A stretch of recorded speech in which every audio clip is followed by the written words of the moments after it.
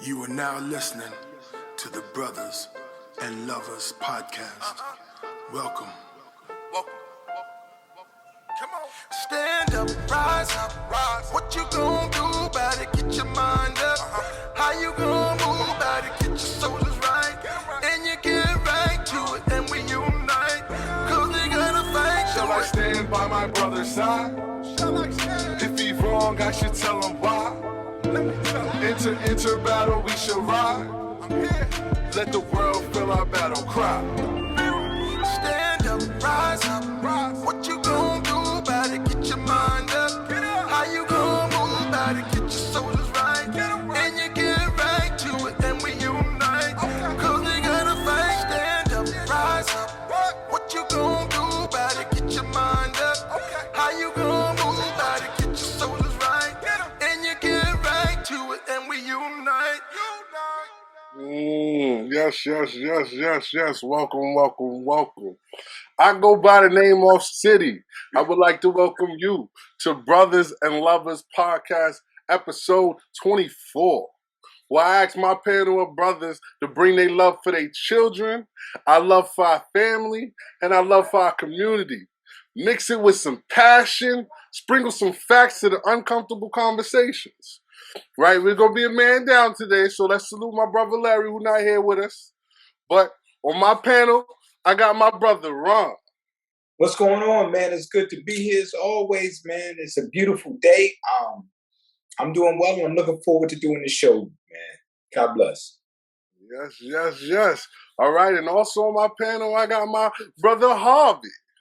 Grace, peace, and blessings, everybody. You know this is an exciting show, always and ever. So let's go. Yes. All right, today we're gonna do co-parenting for the next 2 weeks, but we're gonna throw a little wrench in a little bit. We're gonna go back and pick up a topic that we didn't complete. We're gonna do the complete man. So with that being said, I'm gonna pass it to my brother Harvey and let him just take the reins on this one. Hey. Grace, peace, and blessings once again, everybody. All right, so here's the deal. Back in January, we were talking about the complete man, and we had some guests on the show with us. Tonight, we just gonna have a conversation with the brothers, and we're gonna talk about the complete man and what it requires to be a complete man. So we started off this conversation a couple of weeks ago, and we went to about 3 questions. But right now, I kind of want to revisit this, and then we're going to go into the other questions. So, question number 1, my brothers, and please jump in when you feel free. How do you identify a complete man? From your perspective, what is a complete man? What are the elements of a complete man? Brother Ron, brother Off City. Okay, I'll throw in. It's gonna have to be. There's gonna be a list. There's gonna be a list. But the first thing, I throw one out there: integrity. A complete man is a man of integrity. When I say integrity, I'm saying, that's the guy who does the right thing, even when no one is looking. Or it appears no one is looking. Because it's a lot easier to do the thing when it's, do what you're supposed to do when the spotlight is on you. But that man of integrity, he does the right thing because it's the right thing. He doesn't care if anybody's looking. It's part of his DNA. It's part of, who he is. So that's the first thing I would throw out there. Complete man has to be a man of integrity. Okay. I will have to throw on with integrity. I want to throw a level-headed. You got to be somewhat level-headed as a man, because I like to think men don't only think about themselves; they got to think about other people. So when you get too emotional, too cloudy-minded, whatever, you can't always think what's best for everybody. So I'll throw that being one. Thank you, brothers. Well, I'm going to run down the 5 things that I believe helps to make a complete man. One is a complete man. One of his most important qualities, his mental state of being. Then our physical state of being. because it's important that we are physically able to handle the challenges that life brings. Then our financial state of being. That is so important because as a man, we must take care of our responsibilities. And if we choose to have families, we need to be able to provide for our families. Then it's our spiritual sense of being. Our spiritual sense of being is important because when it comes to guidance and how we govern ourselves and our family, having that moral consciousness is very important. And then it's our emotional state of being. Our emotional state of being allows us to nurture our families and give grace and mercy to ourselves and to our wives, our children, so that we can effectively move throughout life. So those are my 5. So, my brothers, what do you think? Do we have the ability to see and address our shortcomings? That's the question. The question is, do we have the ability to see and address our shortcomings? I asked this question before because it's important that if we are going to become complete men, we have to identify where we're falling short so that we can now become effective. So that's my question to you, gentlemen. Brother Ron, Brother Off City.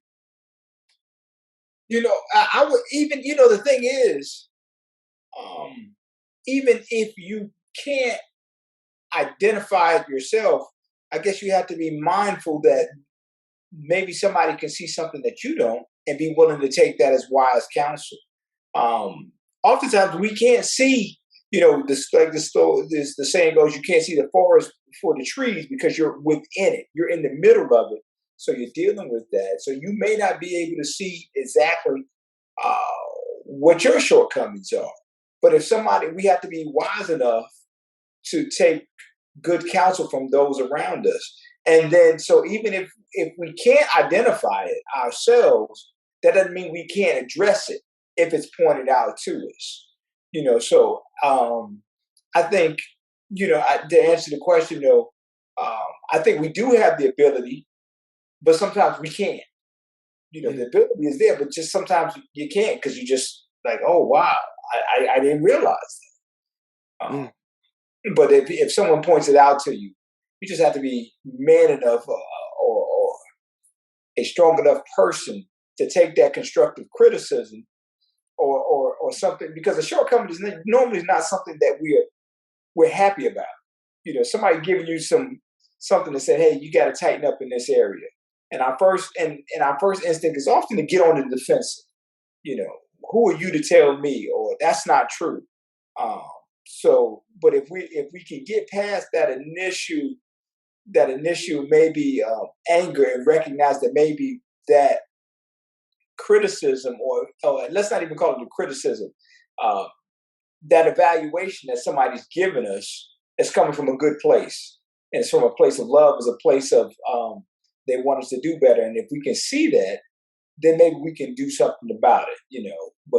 But oftentimes our response is one of, we try to deflect, we try to deny, we do everything other than just take it for what it is, and that's something that can help us grow. And with that, I yield. Brother Off City, what you got for me? I do agree with that.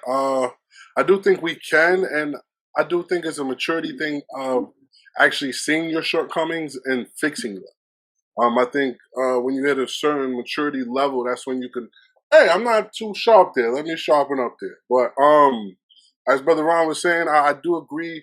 A lot of people don't like the message coming from the messenger, I guess. You can say the saying, you know what I mean?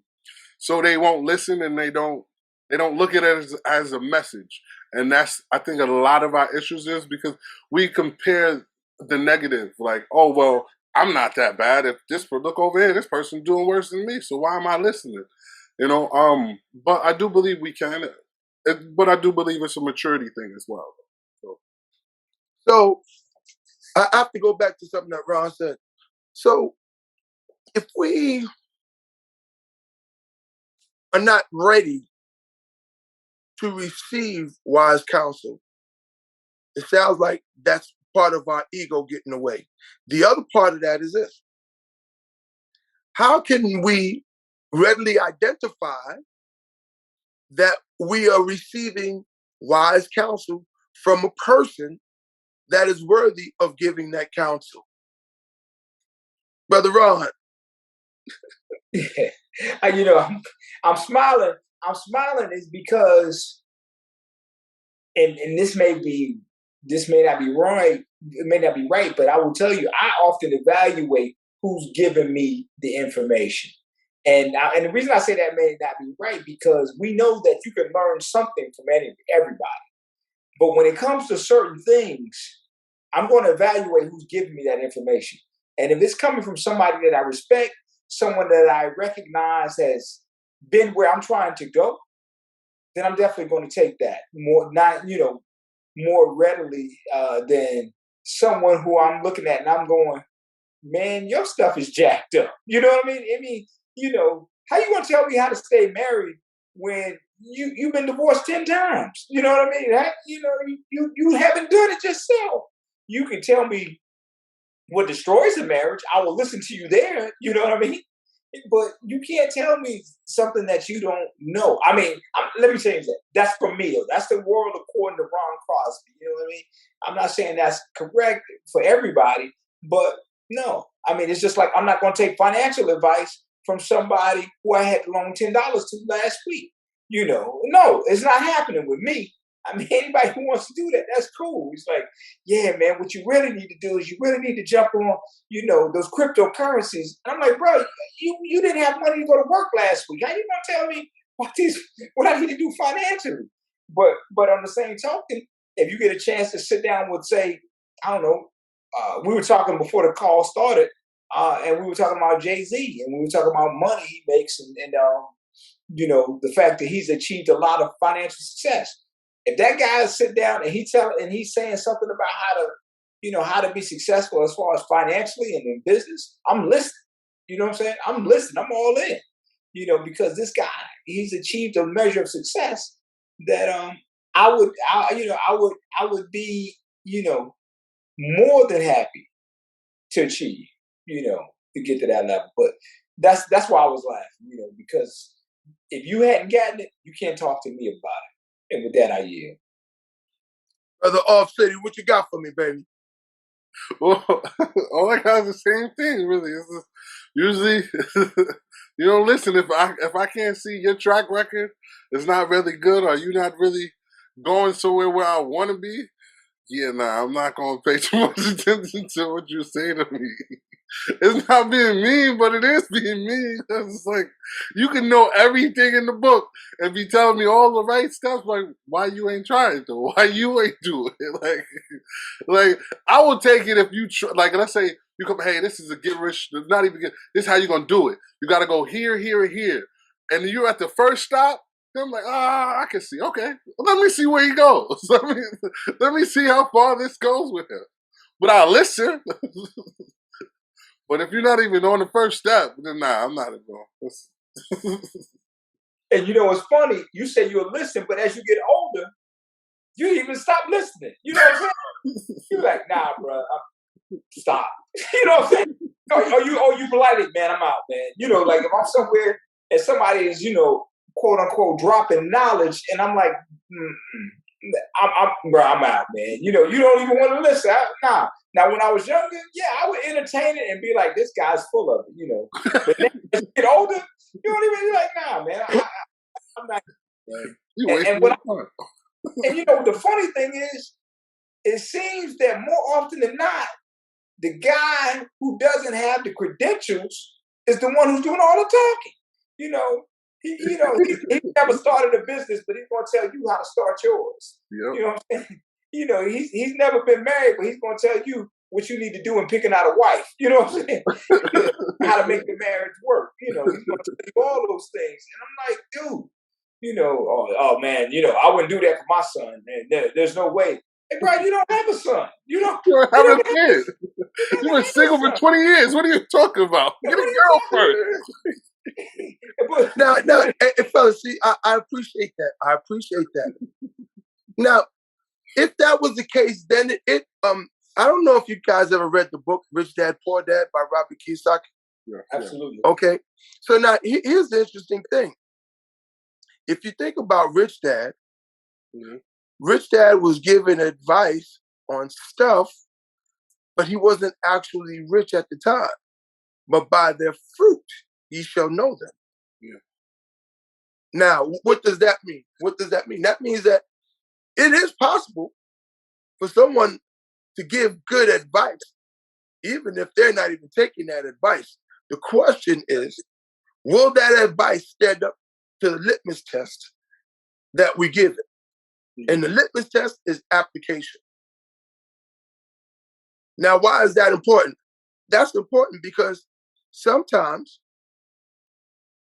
if we look at the person in their present state, if we don't know their journey, for example, we might see, just say a homeless guy who's giving some really great financial advice. We just see the homeless guy, but we don't know his journey and whether or not his journey was a choice or whether or not there were some other things that contributed to the demise of his present condition. But it doesn't mean that he doesn't have good advice. But that's because you got to evaluate where it's coming from. So not just by the appearance, but knowing who's giving, knowing something about who's saying it. Like I said, in the example that I gave, and like somebody telling you how to raise sons, you never had any kids. We have, you didn't raise your brothers and sisters or anything like that. It's just he's just, just giving the information. But you're right. Just because you can't base that decision on how a person looks. Because you don't know. You don't know what they've done. You don't know what kind of companies they've started. It may have been a very successful company and something happened and then it went under. But that doesn't mean they didn't build it. So or better, see, I had the privilege of working in mental health, and I have seen quite a few successful people go under because of what we call a drug-induced psychosis. So in essence, they were doing really well. They were sitting high on the hog, and they was drinking and drugging. Sometimes they got a bad batch, or they created a bad batch, and that bad batch created a situation where now they have a drug-induced psychosis, meaning that they're not able to connect the dots. They did something and they can no longer connect the dots. Doesn't mean that they don't have the right information. So again, we have to be mindful, gentlemen, because I can tell you, I have gotten some, I hate to say it this way, but I have gotten some really good advice from some mentally challenged people. And if I chose to ignore that advice, I would have not been where I am today. Not to say that I'm, great places, but I'm doing all right. You know what I'm saying? So wait, but now this goes back to the next question. Hold on. I need you to go back to something, brother. I'm sorry. Before you go to the next question, I've been trying to focus, but I can't. When you gave us the 5 elements, yes, I want to go back all the way there because I was like, I know. Did you say? I know you said. State of being fiscally secure or financially stable or something like financially stable. Yes, financially stable. So yes. Now we're talking about the complete man. Right, we're talking about the complete man. So yes, the brother who's not financially stable is not complete. Well, yes. Don't you do that? Yes. Don't you do it? Yes. Yeah. Okay. When I say he's not complete, we see. Here's the thing: this whole topic could be subjective because each man determines his own identity of what success is. right? Think about that. Oh yeah, yeah. Question, yeah. Right, and then we also have to think about what kind of fruit, as men, are we yielding? Is this fruit yielding, beholding solely to us? And we can be complete as an individual if you think about it, but I can also be selfish and can be complete. Right or wrong? So yeah, so I mean, but I'm still. I mean, I guess. what if I I guess what if I what, decide not to have a family?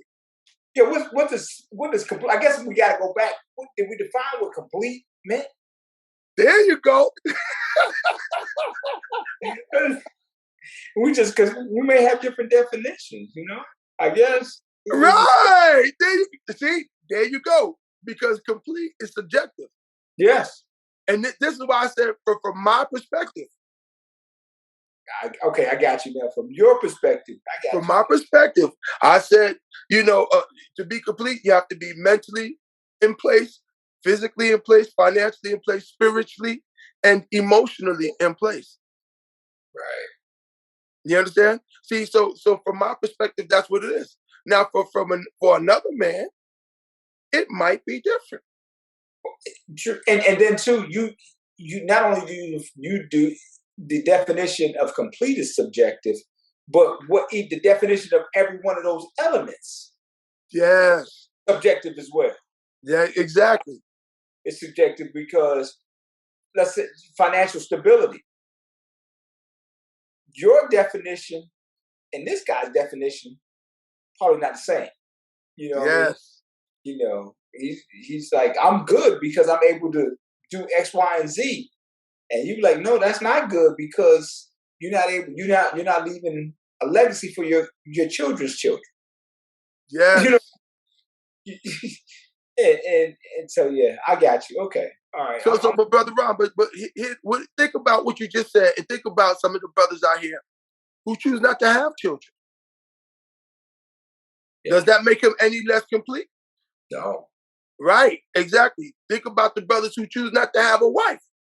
Does that make them any less complete? No. Exactly.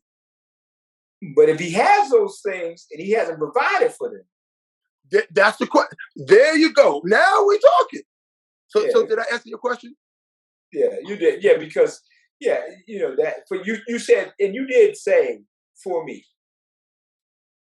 For me, you did say that. So I'm with you.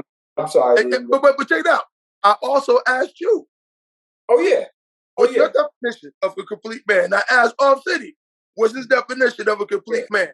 I thought I wanted the elements, but I said integrity, and he said, I think he said level-headedness, yes. And we'll come back to being responsible, things of that nature, So yeah, those are things. Okay, I got you. I'm good. I didn't know on there, but I'm like, wait a minute, because you can have some financial, by my estimate, there could be some financial challenges. But you're working to resolve those issues. I mean, working, not just talking. I ain't talking about the guy just talking about resolving, but he's actually putting in the work. He has a plan on how to get to a better position, and he's actually doing that. I can honor that. I honor that, respect that, and but the guy who's saying, "Yeah, man, I'm going to do X, Y, and Z," but he has no plan, no direction, no focus, no way of getting there. He's just talking. No, I can't respect that. So I'm glad you said it. Hey, brother, I'm gonna get to you. But see, now here's the interesting thing about that, because you just parlayed into my next question. Okay. And the next Off City gonna go first because he said I keep stealing his thunder. Come on, let's go, Off City. What you got? What's the question? Well, see, I was going into the question. You leave into it. Hey, yo, Rod, that wasn't cool though. No, but here's the question. The question is, do we operate within the scope of manhood that we envision for ourselves on a daily basis?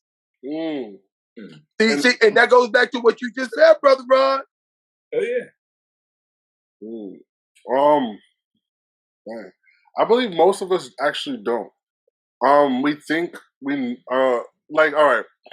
I think a lot of men nowadays they think, well, a lot of guys nowadays they think they know what a man is, or they listen to what society tells them what a man is, and they run with a lot of that.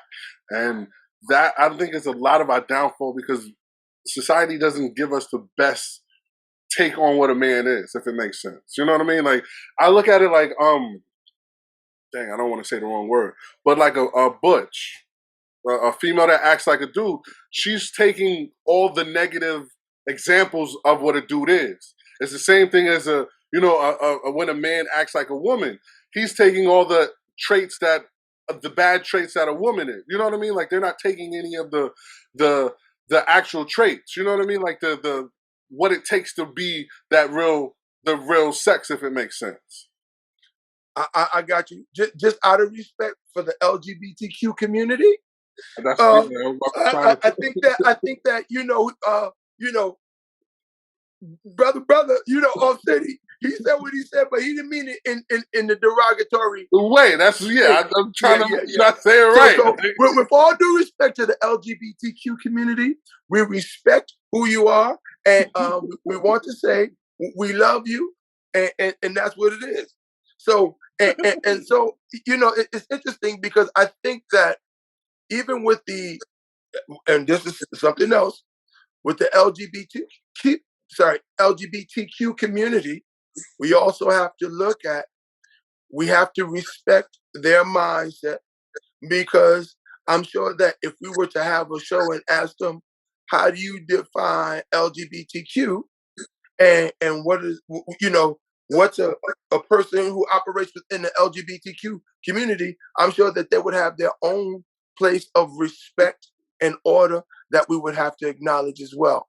So I just need to say that, it's important that we respect everybody's place of being. It's important that we do that. So, all right. So, Brother Ron, same question for you. Do we operate within the scope of manhood that we envision for ourselves on a daily basis? I would say, if you are striving to be that complete man that we talked about, I would say yes, on the things that matter. There's some things that don't matter as much. And so we might be lacking in those areas. We may not meet the mark on that. For instance, if we're talking about somebody meeting his responsibility, your grass needs to be cut. Your grass, you own a home, your grass is getting high. If we're operating fully within the scope of being a complete man, when your grass needs to be cut, you get out there and cut it immediately. But this is your only Saturday off. Maybe you go, I'm not cutting it today. So are you in there? Are you hitting the mark on that? No. Will things be okay? Sure. On the flip side of that, your daughter has a problem at school or something, and she needs her dad. Do you make it your business to get to that school? Absolutely. So what I'm saying, and you do everything that we would expect a complete man to do. So what I'm saying is, I think most of us try to hit that mark or meet that mark on the things that truly matter, things that we feel that we cannot fail in, when it comes to family and things of that nature. But the things that are also, if we had tiers of importance, it's on the third tier of importance. It's not the first or second tier, but it's third tier. It's something we got to do, but maybe not as important. So on those areas, we may not be meeting the mark and okay with that. But on those things that are first level of dire importance, hopefully we're hitting the mark on that 100% of the time, or a high percentage. The complete man would anyway.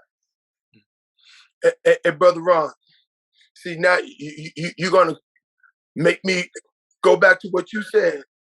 in regards to integrity. You said that integrity is what a man does or what a person does when other people are not watching. Mm-hmm.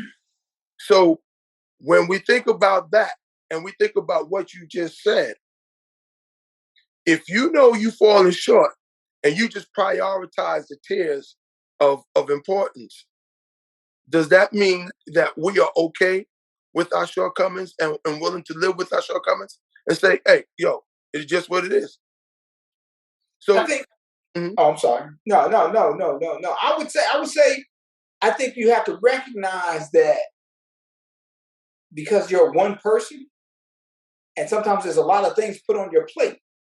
So you may not be able to do everything that you hope to accomplish. Because if you're a thinking person, if you're thinking and caring individual, you're going to be concerned with a whole lot of things. And it's going to be a lot of things that are in, basically within your zone of protection and zone of responsibility. And so you're going to have to prioritize because there's only so many minutes in a day. And you may not be able to do everything that's important to you. Now, if you're a selfish individual and all you care about is yourself, then yeah, you can take care of everything that's truly important to you. But if you are not that guy, because that guy's not the complete person, that's not the complete man that we've started giving elements to. But if you're that complete man, or you're striving to be that complete man, I mean, man, there's going to be so many things coming at you, man. Whether it be somebody, a kid in your church that you really care about. Of course, in your home. Then you got your parents. Then you got people at your job. Then you've got, and then you've got friends that call upon you. So there's just so many different things. And then, then you've got work itself. The list goes on and on. We could just keep making this list of all the things that we're responsible for, and all those things are placed on your shoulder within your zone of responsibility. And you'd be hard pressed to do all of them 100% of the time. So some of the things, I'm not going to say you're just okay with not meeting, but you're like, I'm doing the best I can. And, but some things I can't afford to let fail. You know what I mean? Some things you just cannot afford to let go. If you got a wife, you can't afford to let your wife go out there maybe with bad tires on her car. You know what I mean? It's something simple as that. But you're like, nah, my wife, her tires got to be good. I'll drive the car with bad tires. So if there's a flat, and I have to change it, so be it. But she's going to have the best tires on the car. It's just simple. I'm just giving that as an example. But if you're meeting the mark on everything, then everybody would have good tires at all times. But sometimes you got to prioritize. You can only do what you can do. That I yield. Thank you, Brother Ron. Come on, Brother Off City, what you got for me? Oh, look.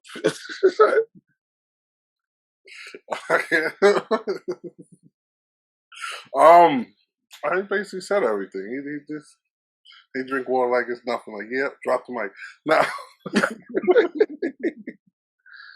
No, I do agree with him. Say that. Oh yeah, you said everything. No, I do agree with him. As a man, you do like. It's a lot easier for you to take the short end of the stick. You make sure everything on the to-do list is done, and then like when it's get down to the nitty gritty, like okay, I could lose here, I could lose there. Like you know what I mean? Like it's as a man, it's not taking a loss because you're pushing your clan forward, if it makes sense. Like you know what I mean? So it won't be a loss. So that's how you look at stuff and that's how you deal with stuff. But as being a complete man, you come around and you try and finish your whole to-do list. Like you try and get everything always done. I think that's what a man strives to do. Like I got all this stuff I need to do, and all this stuff only I can do, and I got to get it done. You know what I mean? I got you. Now, see, this brings me to another point, which leads to the next question. How do we manifest that vision?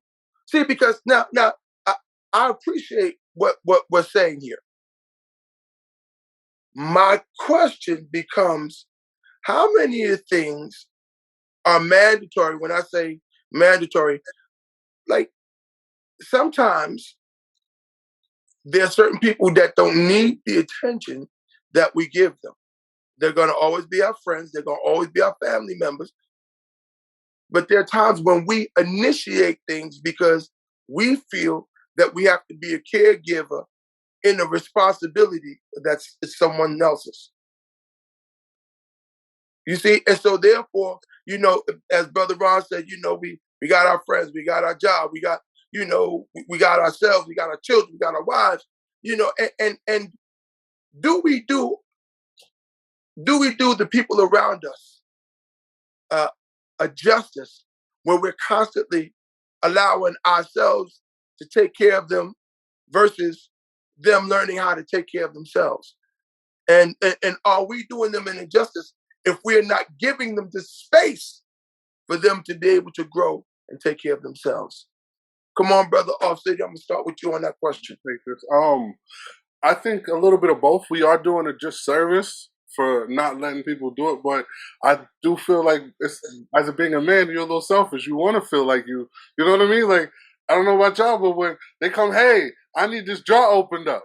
Yeah, like you know what I mean? Like you get like a kick out of, like, not a kick, but you get a rush out of, hey, they need me here. Like, I'm like, I believe every man just wants to be the glue of his family. You know what I mean? Like, hey, if I'm not here, then everything's gonna fall apart. I can't do this. Person need this person need that. And like I said, as a man, you look forward, like, yo, yes, I'm holding it all down. I'm doing everything I need to do. Like, you know what I mean? Like I said, but it does give a person, because then the person, I want to say they can't reach their full potential, because the stuff that you do is not stopping them from being who they can be. But I don't know. I do think it is like a bad thing as well, because I'm doing it for you, so you're always looking for me to do it. You know what I mean? So that's how I look at it. It's like a catch-22 for me. You know? Come on, Brother Ron, what you guys say? I think it goes back to something we talked about earlier, which is the importance of getting wise counsel. Because when you're doing things for everybody, you're in the middle of it. And you can't even see that you're probably taking on a responsibility that you shouldn't, because you're in the middle of it. You're actively engaged. You're doing all those things, and because you have a heart, and you have a desire to help people, and you're taking on things that you shouldn't. And so that's where it comes on. It comes about when we're talking about. I said you can't see the forest for the trees because you're in the middle of it. You need some wise counsel. You need someone to go, hey, Brother Harvey, I know what you're doing, and it's coming from a good place, but you're doing that person a disservice because you're not allowing them to grow, and you are in danger of neglecting something that you are responsible for, or something that you are responsible for, because you can't devote enough time to it because you're over here. You're working at something that's over here, and you're giving it too much attention. And so, if you can take that wise counsel without saying, man, I got it. I got it. No, what are you talking about? Then you can get back on track. But it's funny, yeah, it seems like everything is just kind of coming back around. Yeah, brother. Now, that's what I'm saying. See, now, and I got to ask this question now. Does this mean that in the process of, as in our manhood, we call ourselves helping other folks? Does that help of helping other folks serve as a distraction from us completing our task as men in our own lives? Now, I'm going to ask it again. I'm going to reframe the question. By us helping somebody else, are we taking the responsibility that we have for ourselves off of ourselves and giving that energy to other folks because it serves as a distraction for our growth? Come on, Brother Ron. So I'm trying to just think of this in this, like, by helping others, are we doing ourselves a disservice? Are we doing a disservice for ourselves? And I think it definitely, there's a danger of that. There's a real danger of that, because everything, we need to find balance in everything that we do. But one of the most important things, and you think about the instructions that you get when you're on a plane. Before that stewardess, or that male steward, they'll tell you, they give you those instructions in the event of turbulence or in the event of a loss of cabin pressure. The mask will drop down from the ceiling, and then what they tell you is put your mask on first before you help somebody else. Put your mask on first. And so, and you think about it, they have to tell you that because if you're traveling with somebody and they can't breathe, the first thing you're going to do is try to help them breathe. But you ain't putting your own mask on, you're going to die. And you're not going to be able to help them. So it's funny, but I think about that. Sometimes we have to take the time to put our own mask on. We got to put our mask on, which means we got to take care of ourselves first. We have to do what's necessary to make sure that we're okay. And that's not being selfish. That's just a requirement, because if you can't help yourself, you're not going to be able to help the next person. So I would say, yes, there's a huge danger and a risk associated with that. But just like they tell us when we're on a flight, we've got to put our mask on first, and then we can help the next person get their mask on and adjusted, and we'll both survive. And with that, I yield. Hey, Brother All City, I'm gonna come right back to you, but I gotta say something, Brother Ron. Hey, Brother Ron, I'm coming for you right now. Oh, okay. Now, here's the interesting thing, and I love what you said. It was so loving and poetic when you said, you know what?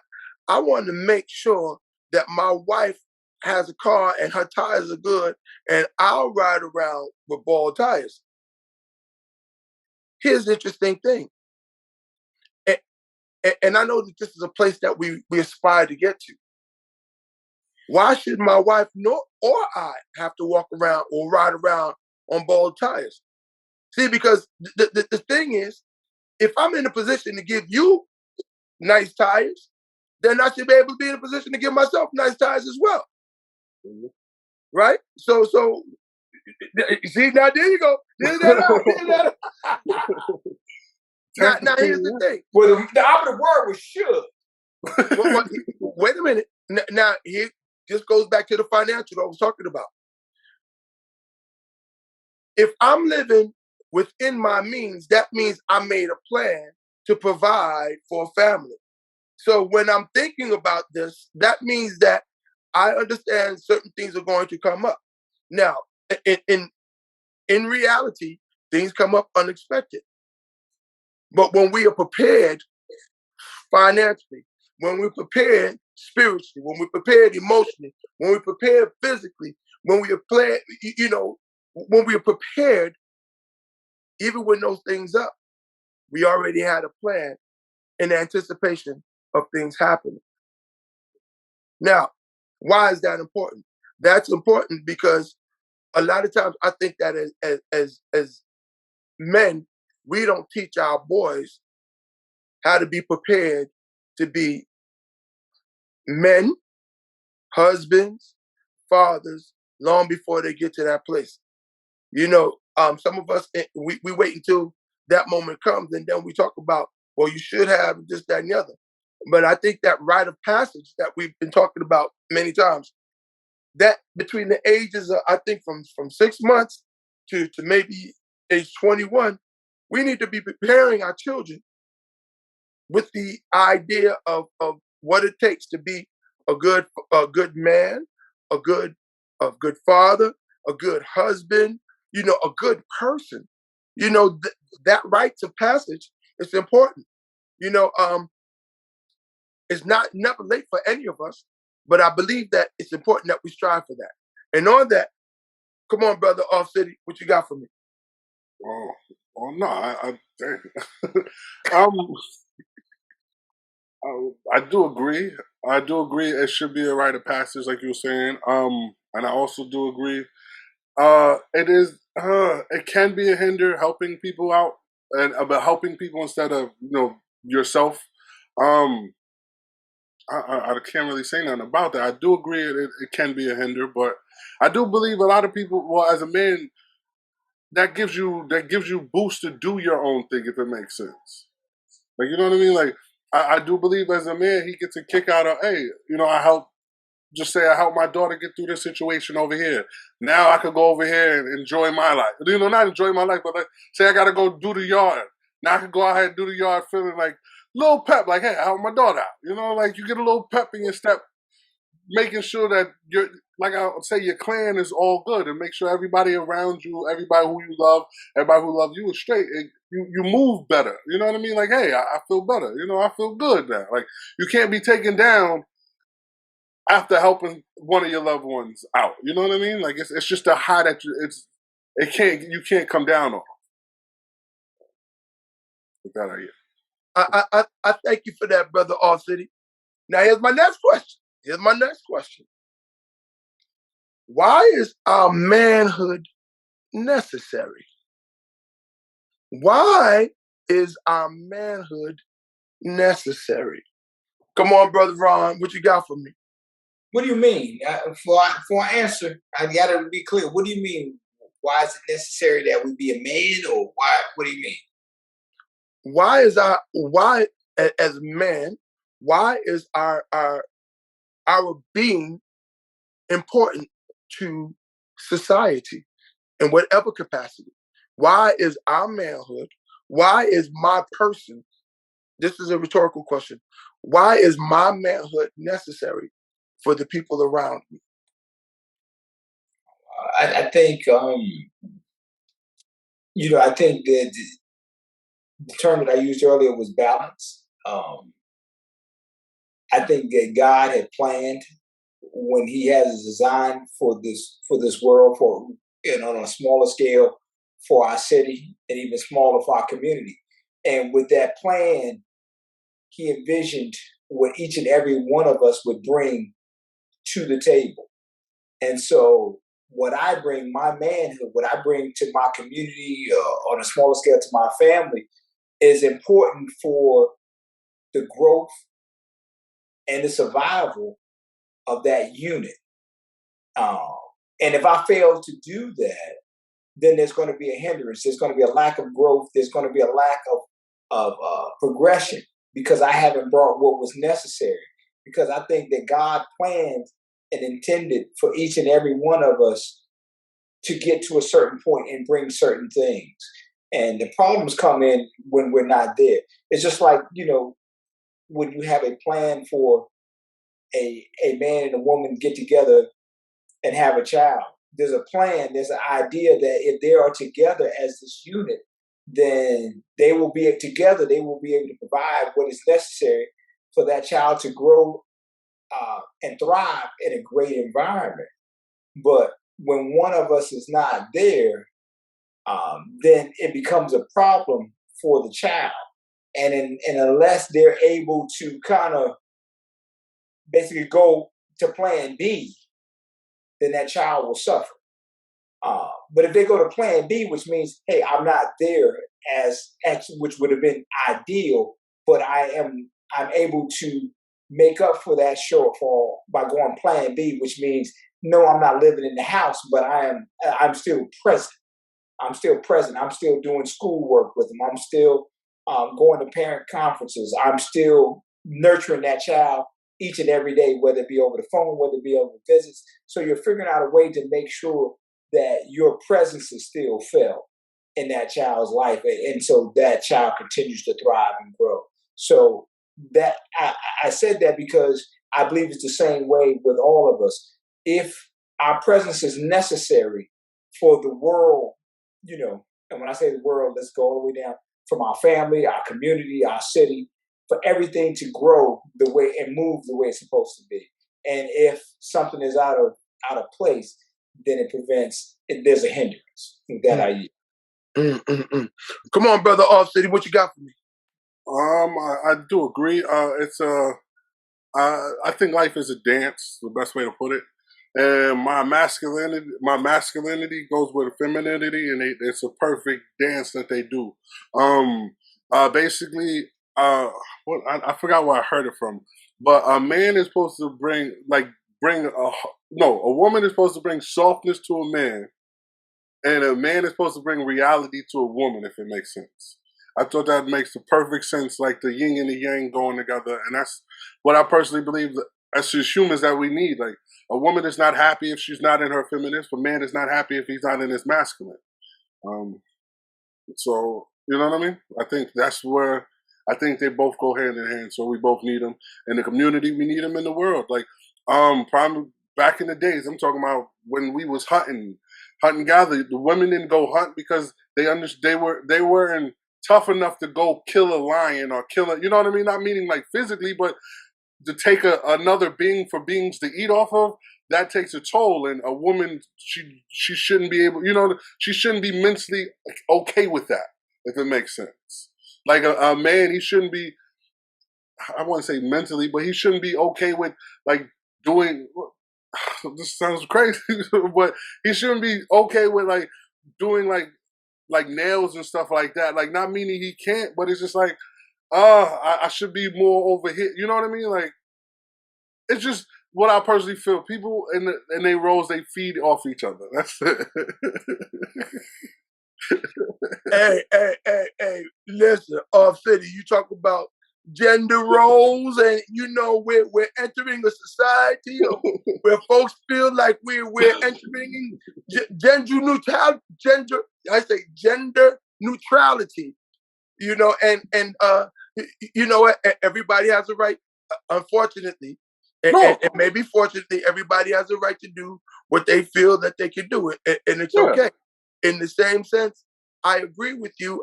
From my perspective, I believe that it in this gender neutrality, it creates a gray area, and it creates more masculinity in our women and more femininity in our men when we sign on to that.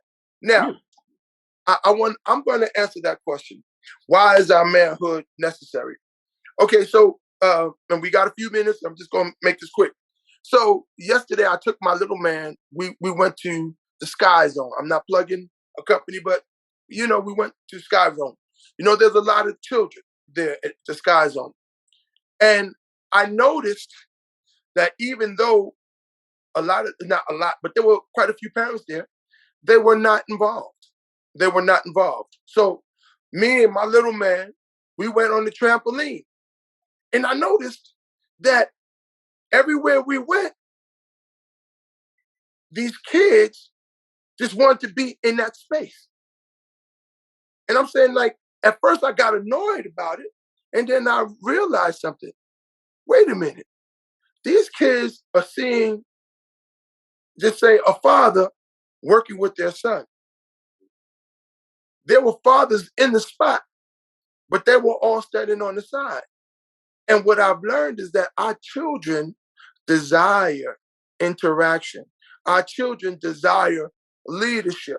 Our children desire participation as parents.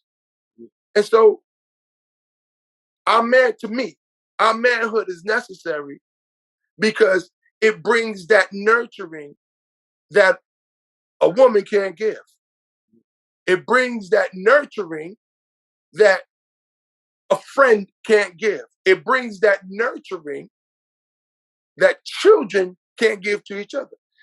That necessary interaction of man, that heterosexual man, with all due respect to LGBTQ community, but there's certain things about a heterosexual man that brings a sense of security, a sense of stability that we all benefit from, even other brothers. Because when I took my little man, we were on the trampoline, we were doing our thing. Then we went on and to the basketball, and there were all the kids playing. When I got out there and started playing with him, then all the other gentlemen want to come in and start participating. That's important. Our manhood is important because not only are we motivating our children, but we also motivating other men. And on that, I yield. We have 3 minutes, So at this point, I want to pass it back over to our leader, Brother Off City. Hold on, let's do Ron. What's your final thoughts on this before we get?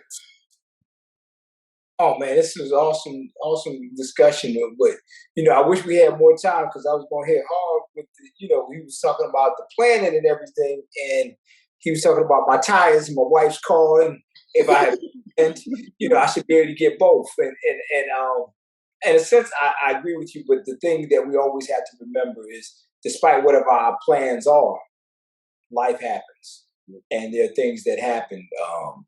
So there's no excuse not to plan. But things happen that make us adjust and move in a different direction. Because I think about my mom. My mom, her plan was to be married, get a husband that was a provider, and he would take care of her and her children. And she did that. But then something happened. My father was murdered, and so then all of a sudden, despite her plans, she was put in a situation where she was a single parent overnight. And so she had to make real decisions, and do things to ensure that we had something to eat. And so I know there were times where she had to sacrifice. We ate, but she might not have eaten as well and stuff. And so, I just say that, kudos to those who did make plans and then life happened and they had to adjust from that original plan, but they were still able to keep moving forward. God bless you, and those are my thoughts. Right. All right. We're gonna get through this. We're gonna go through this one. Let's do it to sponsors up, because I know. Let's give the day ones a salute. All hey, right, brother Offstate, I just wanted to say real quick. Go. Real quick, yo, we got to start from where we are. Chris Gardner said it best. We start from where we are. So I don't care where you are in your manhood, brother. Wherever you are, just start where you are, and we work from there. Thank you. I agree with that. I agree. All right. Crosby Legal. Let's get it. Yes. Life of Phoenix. Yes. A Father's Vision. Yes. Tough Stuff Production, LLC. Yes. PM Prosperity, LLC. Yes. And then the new one we got, what is it? Life of Phoenix? No. Phoenix Health, right? No. Phoenix Health Service, right? LLC. Yes. And and Star City Cleaning LLC. yes. I'm trying to get the new one in there. It's a new one. We growing, Well, okay. Me and my brothers hope that you enjoy this. We salute you for watching. We hope that you take this conversation and continue with your brothers. Let's continue this in the comments. Let's get the comments going. Let's share it. Let's like it. Let's keep the words going. We're gonna be back next week. Well, next week we're gonna be iffy on the topic. We don't have a topic for sure right now. But come back next week when we're gonna talk about something. Y'all can join the panel as well. Y'all can call in. Y'all can hit the message. And tell us our questions on the message board and all that. Give us the message. We're going to get to it. All right. With that being said, I know my motto. Walk in love and live in your blessings. All right. Yes.